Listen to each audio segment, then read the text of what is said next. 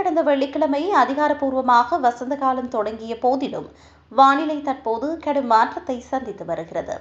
கடந்த சில நாட்களாக நிலவிய இதமான வெயில் மறைந்து அட்லாண்டிக் பகுதியிலிருந்து வரும் துருவ காற்று காரணமாக நாடு முழுவதும் வெப்பம் குறைய தொடங்கியுள்ளது. இதனால் மார்ச் மாதத்திற்கு உரிய திடீர் மழையும் குளிரும் மீண்டும் திரும்பியுள்ளன.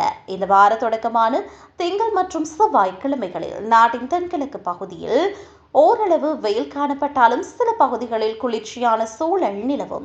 செவ்வாயன்று சில பகுதிகளில் தற்காலிகமாக வெப்பம் 20 பாகை வரை உயர்ந்தாலும் இது ஒரு தற்காலிக மாற்றமே என்று வானிலை ஆய்வு மையம் எச்சரித்துள்ளது. புதன்கிழமை முதல் வானிலையில் பெரும் சரிவு ஏற்படும் என்று எதிர்பார்க்கப்படுகிறது. வடமேற்கிலிருந்து தென்கிழக்கு நோக்கி நகரும் மேகக்கூட்டங்களால் லேசான மலை மற்றும் மலைப்பகுதிகளில் பனிப்பொழிவு இருக்கும்.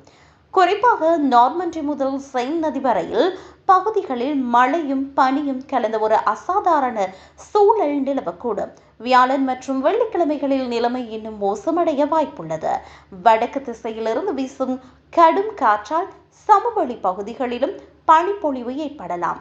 அட்லாண்டிக் கடற்கரை தவிர மற்ற பெரும்பாலான இடங்களில் வெப்பம் சராசரி அளவை விட குறைந்து கடும் குளிர்காலத்தை போன்ற உணர்வை தரும். இந்த வார இறுதியில் பிரான்சின் கோடை நேர மாற்றத்திற்கான கடிகார முட்கள் மாற்றப்பட உள்ளன. ஆனால் சூழலோ அதற்கு நேர்மாறாக இருக்கும்.